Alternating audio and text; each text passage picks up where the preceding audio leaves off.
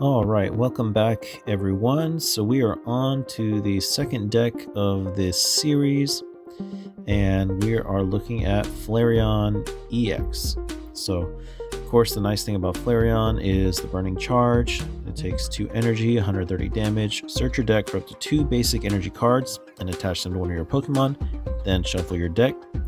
And that applies to any Pokemon, so they can be Terra, they can be Evolution, they could even be Flareon EX itself if you want to go for the Carnelian.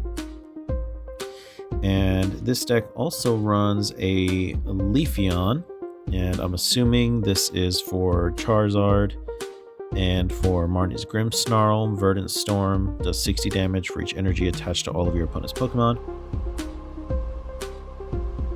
And this deck also does carry the energy for the Moss Agate, so you can do that. 230 damage, heal 100 damage from each of your bench Pokemon, which is quite nice.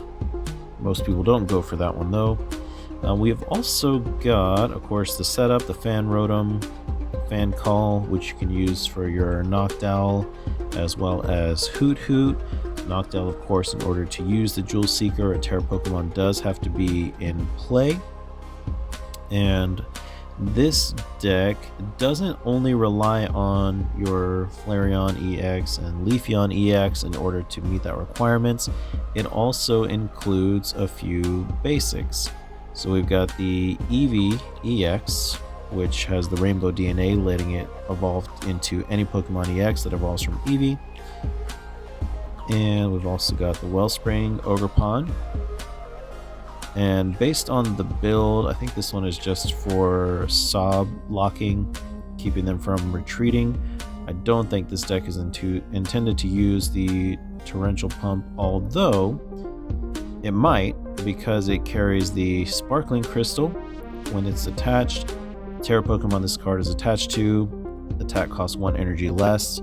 So if you combine that with the Crispin, then that lets you do Torrential Pump turn after turn, which is nice. I've definitely used a deck that had that in the past, so this is kind of like that deck. So I assume that I'm going to enjoy it because it is Wellspring Ogerpon plus the benefit of Flareon.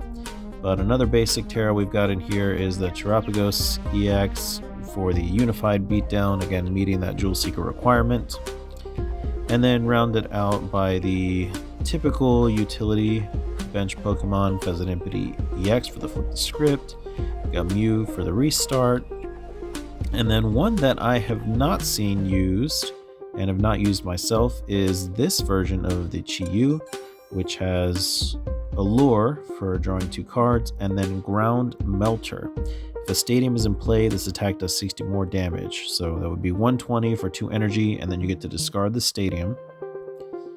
Speaking of stadiums, let's look at the trainers. So we do carry the Area 0 Under Depths, so that if you have a Terra in play, your bench can have up to 8. We've also got the Gravity Mountain, because no Pokemon in this deck is a Stage 2. So this helps by getting those beefy Stage 2 EXs down into more knockout range. And then others are standard. We got a Terra Orb, Buddy Buddy Poffin. Some that I have not seen too often used would be like this Cyrano. Search your deck for up to 3 Pokemon EX, reveal them and put them into your hand, then shuffle your deck. This is nice because you can use it for any EX, whether it's basic or evolved. So it lets you get 3 very powerful Pokemon into your hand all at once. The Briar is one that I've seen pretty seldom, but if you play this at the right time, then you're golden. You can use this card only if your opponent has exactly 2 prize cards remaining. During this turn, if your opponent's active Pokemon is knocked out by damage from an attack used by your Terra Pokemon, take 1 more prize card. So any of my Terra Pokemon that knock something out, even if it's just usually a 1 prizer, now becomes 2 prizes, so this becomes a great way to close out the game if the opponent is trying to stall you with single prize in the active. And then something else that's here Black Belt's training. During this turn, attacks used by your Pokemon do 40 more damage to your opponent's active Pokemon EX before applying weakness and resistance. So potentially could be even higher. And then other than that, Counter Catcher, Night Stretcher, Air Balloon is ever present now, of course. It's only got the one copy of Ino as well as Professor Turo's Scenario. And then our energy spread here is mainly for opening with Flareon and using Flareon to set up the rest. And then you've got just a handful of the others combined, depending on how you want to play it. So the EVs also, like I mentioned, that you got the EV, EX, and then you got just one copy each of these other ones. So this EV, search your deck for up to 3 Pokemon of different types, reveal them, put them in your hand, then shuffle your deck. So that's really nice for looking up and grabbing different kinds of Pokemon. So you could use it for Flareon, for Leafeon, and then something else that you need. And then you got the Boosted Evolution EV, which is the one that I most commonly used before. As long as this Pokemon's in the active spot, it can evolve during your first turn or the turn that you play it.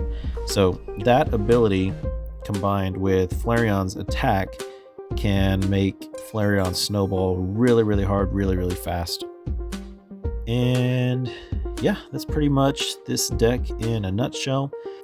So let's see what we get.